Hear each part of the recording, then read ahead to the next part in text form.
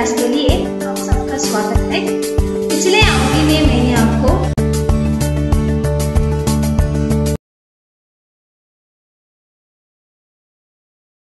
मसाला गद्य पाठ को पढ़ाया था। विश्वास करता हूँ आप सब मिर्च मसाला गद्य पाठ को समझे होंगे। आज का विषय 8वीं कक्षा का तीसरा गद्य पाठ मेरा देश मेरी माँ, नन्ना देश नन्ना ताई। इस पाठ के बारे में चर्चा करने आपके सामने उपस्थित हूँ।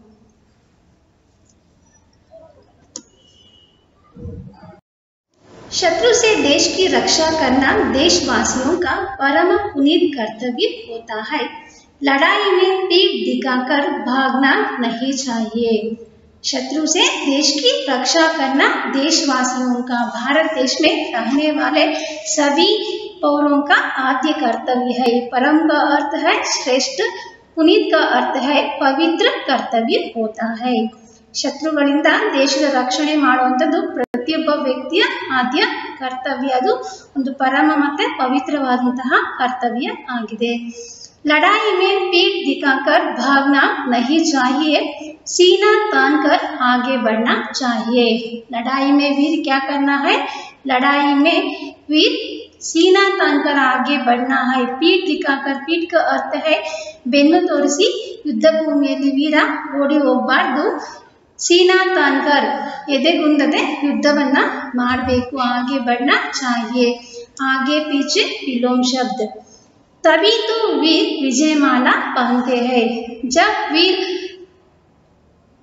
वीर आगे बढ़ता है तब क्या करता है? तब उन्होंने वीर विजय पाता है.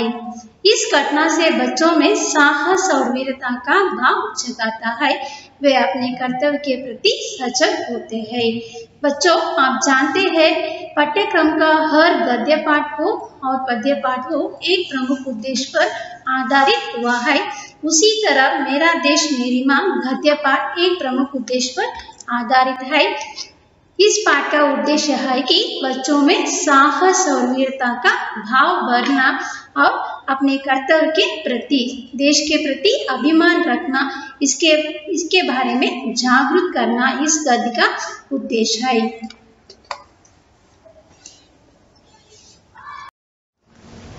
इस गद्य से संबंधित नया शब्दों का अर्थ इस तरह है बच्चों. हमला, आक्रमण.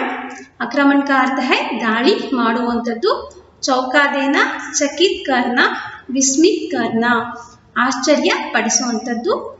ममत्व, ममता, ताया प्रीति. रुंध जाना, गदगद होना, दुखित होना. अभेद्य, जिसका तोड़ ना जाए, ಭೇದಿಸಲು ಸಾಧ್ಯ ಆಗದೇ ಇರುವಂತದ್ದು. ಜೂಜ್ನ, ಲಡ್ನಾ. दायित्व, जिम्मेदारी, जवाबदारियನ್ನ ತಗೊಳ್ಳುವಂತದ್ದು. मौत, मरण, साವು. संभालना, भार ऊपर लेना, तन्न नियंत्रणಕ್ಕೆ ತಗೊಳ್ಳುವಂತದ್ದು.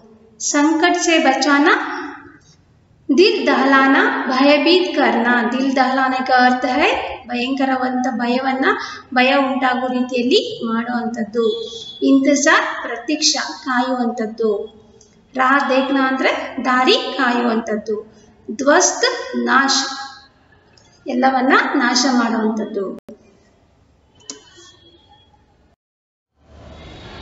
सन 1965 की एक शाम हर तरह शांति का वातावरण था. किसी तरह की कोई आशंका नहीं थी.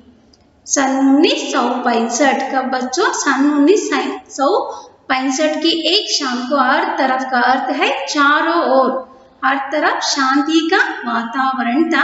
किसी तरह की कोई आशंका, आशंका का अर्थ संशय नहीं था. ನಾಲ್ಕು ಕಡೆ ಎಲ್ಲ ಕಡೆಯಲ್ಲೂ ಏನಾಗಿತ್ತು? ಸಮಾಧಾನದ ಒಂದು ವಾತಾವರಣ ಇತ್ತು. ಎಲ್ಲೂ ಯಾವುದೇ ರೀತಿಯ ಸಂಶಯ ಉಂಟಾಗುವ ರೀತಿಯಲ್ಲಿ ಇರಲಿಲ್ಲ, ಯಾವುದೇ ಗ್ರಹಿಕೆ ಇರಲಿಲ್ಲ. तभी दुश्मनों ने भारत पर आक्रमण कर दिया. तभी दुश्मन, दुश्मन का विलोम शब्द है दोस्त, दुश्मन. दुश्मनों ने क्या किया? शांति का वातावरण था, लेकिन अचानक दुश्मनों ने क्या किया? भारत पर आक्रमण कर दिया. शत्रुಗಳು ಇದ್ದಕ್ಕಿದ್ದಂತೆ ಏನು ಮಾಡಿದ್ರು? ಭಾರತ ದೇಶದ ಮೇಲೆ ದಾಳಿಯನ್ನ ಮಾಡಿದ್ರು. अचानक हुए इस हमले, हमले का अर्थ है आक्रमण। अचानक सडनली इದ್ದಕ್ಕಿದ್ದಂತೆ ಆದಂತಹ ಒಂದು ಆಕ್ರಮಣ। अचानक हुए इस हमले ने भारतीय सेने को चौंका दिया। चौंका का अर्थ चकित करना, विस्मित करना। ಎಲ್ಲರಿಗೂ ಒಂದು ಆಶ್ಚರ್ಯವನ್ನೇ ಉಂಟಾಯಿತು। ಇದ್ದಕ್ಕಿದ್ದಂತೆ ಯುದ್ಧ ಘೋಷಣೆ ಆಗಿರುವಂತದ್ದು। छुट्टी, छुट्टियां एक वचन बहुवचन। छुट्टियां बिताने अपने घर गए सैनिकों को तुरंत, तुरंत का अर्थ जल्दी वापस आने के आदेश भेजे गए। सडनली हुए इದ್ದಕ್ಕಿದ್ದಂತೆ अचानक हुए हमले के कारण छुट्टी बिताने गए सैनिकों को तुरंत वापस आने के आदेश भेजे गए। ಎಲ್ಲರೂ ತಮ್ಮ ರಜೆಯನ್ನು ಕಳೆಯಕ್ಕೆ ಹೋಗಿರುವಂತಹ ಸೈನಿಕರಿಗೆ ಇದ್ದಕ್ಕಿದ್ದಂತೆ ಆದಂತಹ ಆಕ್ರಮಣದಿಂದ ಶತ್ರುಗಳ ಆಕ್ರಮಣವನ್ನ ಸಹಿಸೋದಕ್ಕೆ ಆಗಲಿಲ್ಲ। ಅದಕ್ಕೋಸ್ಕರ ಏನ್ ಮಾಡಿದ್ರು, ಎಲ್ಲರಿಗೂ ಮತ್ತೆ ವಾಪಸ್ ಬರೋದಕ್ಕೆ ಸಂದೇಶವನ್ನ ಕಳಿಸಿದ್ರು। छुट्टियां बिता रहे भारतीय सेना का ही एक मेजर को जब सूचना मिली तो जाने की तैयारी कर उन्होंने मां के पैर छूकर प्रणाम किया। इस कहानी में एक मेजर है, उसका नाम है आशाराम त्यागी। उन्होंने अपनी छुट्टियां बिताने के लिए उनके घर आया था। जब उसे सूचना मिली तो जाने की तैयारी करके उन्होंने क्या किया, मां के पैर छूकर ताಯಿಯ ಪಾದಗಳಿಗೆ ಆತ ಪ್ರಣಾಮವನ್ನ ಮಾಡಿ ನಮಸ್ಕಾರವನ್ನ ಮಾಡಿಕೊಂಡು ಆತ ಯುದ್ಧ ಭೂಮಿಗೆ ತೆರಳೋದಕ್ಕೆ ಸಿದ್ಧತೆಯನ್ನ ಮಾಡ್ಕೊಂತಾನೆ। यह भारतीय एक महत्वपूर्ण संस्कृति है, माँ बाप को प्रणाम करना। माँ का ममत्व जाग उठा। जब मेजर ने प्रणाम किया, माँ का ममत्व, ममत्व का अर्थ है माता का प्यार, ममता जाग उठा। आंखों में आंसू भर गए और उन्होंने बेटे को सीने से लगा लिया। ಆಕೆ ಕಣ್ಣುಗಳು ತುಂಬಿ ಬಂತು, ತುಂಬಾ ದುಃಖ ಆಯಿತು। ಮತ್ತೆ ಆಕೆ ಏನ್ ಮಾಡ್ತಾಳೆ, उन्होंने बेटे को सीने का अर्थ है ಎದೆಗೆ ಅಪ್ಪಿಕೊಂಡು ಕಣ್ಣೀರನ್ನ ಸುರಿಸಿದಳು। मेजर का गला भी रुंध गया। रुंध का अर्थ है गदगद होना। मेजर को ही बहुत दुख हुआ उसके माँ की स्थिति को देखकर, पर तुरंत जल्दी ही मातृभूमि का स्मरण आया। मेजर ने क्या किया, अपने आप को नियंत्रण किया, अपने भावनाओं को उन्होंने नियंत्रण करके मातृभूमि के ओर उनका ध्यान लगाया। युद्ध भूमि को जाते हुए पुत्र के सिर पर हाथ रख आशीर्वाद देते हुए मां ने कहा, बेटे इस समय राष्ट्र रक्षा ही प्रत्येक भारतीय का सबसे बड़ा कर्तव्य है। जाओ और दृढ़ता से अपने कर्तव्य का पालन करो। जब मेजर ने युद्ध भूमि को जाने के लिए तैयार हुआ, तब उसके माता ने उसे एक महत्वपूर्ण सुझाव सलाह दिया, बेटा इस समय राष्ट्र रक्षा ही प्रत्येक भारतीय का सबसे बड़ा कर्तव्य है। ಮಗನೇ, ಈಗ ನಿನ್ನ ಒಂದು ಗಮನ ಎಲ್ಲಿರಬೇಕು ಅಂದ್ರೆ ನಮ್ಮ ದೇಶದ ಬಗ್ಗೆ ಇರಬೇಕು। ದೇಶ ರಕ್ಷಣೆಯೇ ನಿನ್ನ ಒಂದು ದೊಡ್ಡ ಕರ್ತವ್ಯ, ಅದ್ರ ಬಗ್ಗೆ ನೀನು ಗಮನವನ್ನ ಹರಿಸು, ಬೇರೆ ಎಲ್ಲೂ ನೀನು ಗಮನವನ್ನ ಹರಿಸಬೇಡ ಅಂತ ಆಕೆ ಒಂದು ಸಲಹೆಯನ್ನ ನೀಡಿದ್ಲು। ಜಾವೋ और दृढ़ता से अपना कर्तव्य का पालन करो। ನೀನು ಯಾವ ರೀತಿಯಾಗಿ ಯುದ್ಧ ಮಾಡಬೇಕು ಅಂತಂದ್ರೆ ನಿನ್ನ ಬಗ್ಗೆ ನಿನಗೆ ನಂಬಿಕೆ ಇರಬೇಕು, ದೃಢತೆ ಇರಬೇಕು। ನೀನು ದೃಢವಾಗಿ ಯುದ್ಧವನ್ನ ಮಾಡು, ನಿಮಗೆ ಗೆಲುವು ಖಂಡಿತವಾಗಿ ಸಿಗುತ್ತೆ ಅಂತ ಆಕೆ ಆಶೀರ್ವಾದವನ್ನ ಮಾಡ್ತಾಳೆ। और एक बात भी माँ ने कहता है, याद रहे भारतीय परंपरा सीने पर गोली खाने की है, पीठ पर नहीं। यह एक महत्वपूर्ण वाक्य है बच्चों। भारतीय परंपरा सीने पर गोली खाने की है। वीर क्या करना है, सीने पर गोली खाना चाहिए। ಯಾವುದೇ ಒಬ್ಬ ವೀರ ಆಗಿದ್ರು ಅವನು ಏನ್ ಮಾಡಬೇಕು, ಯುದ್ಧ ಭೂಮಿಯಲ್ಲಿ ಎದೆಗುಂದದಿರ ಯುದ್ಧವನ್ನ ಮಾಡಬೇಕು। ಎದೆಗೆ ಗುಂಡನ್ನ ಹೊಡೆಸ್ಕೊಬೇಕೆ ಹೊರತು ಆತ ಏನ್ ಮಾಡಬಾರ್ದು, ಭಯಪಟ್ಟು डरपों की तरह भागना नहीं चाहिए, पीठ दिखाकर भागना नहीं चाहिए। ಬೆನ್ನು ತೋರಿಸಿ ಓಡಿ ಹೋಗುವಂತವನು ವೀರ ಆಗೋದಿಲ್ಲ। ಅದಕ್ಕೆ ನೀನೇನ್ ಮಾಡು ಅಂತಂದ್ರೆ ಯಾವುದೇ ನಿನ್ನ ಒಂದು ಪ್ರಾಣವನ್ನ ಪಣಕ್ಕೆ ಇಟ್ಟು ನೀನೇನ್ ಮಾಡು, ಯುದ್ಧವನ್ನ ದೃಢತೆಯಿಂದ ಮಾಡು ಅಂತ ಆಕೆ ಏನ್ ಮಾಡ್ತಾಳೆ, ಮಗನಿಗೆ ಸಲಹೆಯನ್ನ ಕೊಡ್ತಾಳೆ। युद्ध भीषण रूप से फैलता जा रहा था। भीषण का अर्थ है भयंकर रूप से, युद्ध भयंकर रूप से फैलना, हरड़ो अंतद ಎಲ್ಲ ಕಡೆ ಭಯಂಕರವಾಗಿ ಯುದ್ಧ ಸಾಗ್ತಾ ಇತ್ತು। इच्चोगिल नहर का मोर्चा भारतीय सेना के लिए चुनौती की दीवार बना खड़ा था। इच्चोगिल नहर लाहौर से 14 किलोमीटर दूरी पर है। यह मोर्चा भारतीय सेना के लिए चुनौती का अर्थ है सवाल की दीवार, ಒಂದು ಸವಾಲಿನ ಗೋಡೆಯಾಗಿದ್ದು ನಿರ್ಮಾಣ ಆಗಿತ್ತು। ಈ ಒಂದು ಸ್ಥಳವನ್ನು ಅವರು ಏನು ಮಾಡಿದ್ರು, ಆಯ್ಕೆಯನ್ನ ಮಾಡಿಕೊಂಡಿದ್ರು। प्रश्न उठा, इस अभेद्य विलोम शब्द दीवार को तोड़ने की जिम्मेदारी कौन निभाएगा? ಯಾರು ಈ ಒಂದು ಗೋಡೆಯನ್ನ ಭೇದಿಸಿ ಅವ್ರು ಏನ್ ಮಾಡಬೇಕಾಗಿತ್ತು, ಶತ್ರುಗಳನ್ನ ಎದುರಿಸಬೇಕಾಗಿತ್ತು। ಈ ಒಂದು ಜವಾಬ್ದಾರಿ ಜಿಮ್ಮೆದಾರಿ का अर्थ है ರೆಸ್ಪಾನ್ಸಿಬಲ್, ಯಾರು ಈ ಒಂದು ಜವಾಬ್ದಾರಿಯನ್ನ ತಗೊಂತಾರೆ ಅಂತ ಒಂದು ಪ್ರಶ್ನೆ ಎಲ್ಲರಲ್ಲೂ ಉಂಟಾಯಿತು ಸೈನಿಕರಲ್ಲಿ। कार्य आसान नहीं था, आसान का अर्थ है सुलभ, ಈಸಿ। ಕಾರ್ಯ ಆಸಾನ್ नहीं था, ಈ ಕೆಲಸ ತುಂಬಾ ಈಸಿ ಆಗಿರುವಂತ ಕೆಲಸ ಆಗಿರಲಿಲ್ಲ।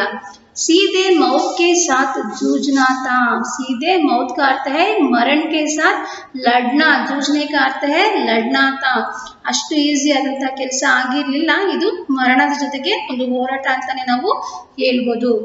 पर वीर कभी मौत के भय से रुके है। बच्चों, यहाँ लेखक क्या कहना चाहता है कि वीर कभी मौत के मरण के भय से रुके नहीं। ಯಾವುದೇ ವೀರ ಸಾವಿಗೆ ಹೆದರೋದಿಲ್ಲ, ಅವನು ಸಾವಿಗೆ ಸಿದ್ಧನಾಗಿ ಯುದ್ಧ ಭೂಮಿಯಲ್ಲಿ ತನ್ನ ಒಂದು ಹೆಜ್ಜೆಯನ್ನ ಇಟ್ಟಿರ್ತಾನೆ। तुरंत एक वीर ने इसका दायित्व स्वीकार कर लिया। दायित्व का अर्थ है जिम्मेदारी। ತಕ್ಷಣ ತುರಂತ का अर्थ है ತಕ್ಷಣ ಒಬ್ಬ ವೀರ ಏನ್ ಮಾಡ್ತಾನೆ, ನಾನ್ ರೆಡಿ ಇದ್ದೀನಿ, ಆ ಒಂದು ಇಚ್ಚೋಗಿಲ್ ನಹರ್ನ ಒಂದು ಗೋಡೆಯನ್ನ ಬೇಯಿಸಕ್ಕೆ ನಾನು ಸಿದ್ಧ ಅಂತ ಆತ ಏನ್ ಮಾಡ್ತಾನೆ, ಈ ಒಂದು ಜವಾಬ್ದಾರಿಯನ್ನ ಸ್ವೀಕಾರವನ್ನ ಮಾಡ್ತಾನೆ। ये घाव से आए हुए वही मेजर थे, माँ की प्रणाम लेकर आए हुए वही मेजर थे। या मेजर इसका उनका नाम है आशाराम त्यागी। मौत की परवाह किए बिना मेजर ने मोर्चा संभाल लिया। मौत का अर्थ है मरण की परवाह किए बिना। मेजर ने क्या किया, सैनिकों अपने नियंत्रण में रखकर उन्होंने आगे आगे बढ़ रहा था। वे धीरे धीरे का अर्थ है संभाल कर, सावकाश से आगे बढ़ने लगे। धीरे धीरे एक विरुक्ति शब्द है। दिल दहलाने वाले गोलियों का शोर कानों के पर्दों को फाड़ने की कोशिश कर रहा था।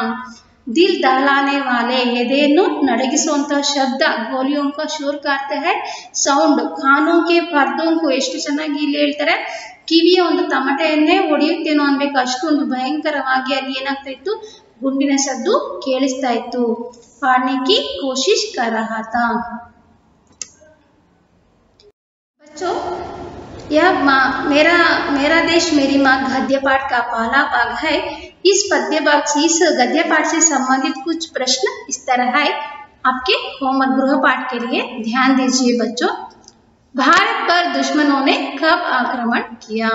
भारत पर दुश्मनों ने सन 1965 में आक्रमण किया। मेजर को तुरंत किसका स्मरण वो आया? मेजर को तुरंत मातृभूमि का स्मरण वो आया। भारतीय सेना के लिए किस नहर का क्षेत्र चुनौती की दीवार बना खड़ा था? भारतीय सेना के लिए इच्चोगिल नहर का क्षेत्र चुनौती की दीवार बना खड़ा था। इच्चोगिल नहर को तोड़ने के लिए कौन तैयार थे? इच्चोगिल नहर को तोड़ने के लिए मेजर आशाराम त्यागी ने तैयार थे। मेजर ने किसकी परवाह नहीं करते हुए मोर्च को संभाला? मेजर ने मौत की परवाह नहीं करते हुए मोर्च को संभाला। बच्चों, मैं समझता हूँ आप मेरा देश मेरी माँ गद्य पाठ का पहला भाग को समझे होंगे। आप ये सब प्रश्नों का उत्तर आपके होमवर्क में लिख लीजिए। धन्यवाद।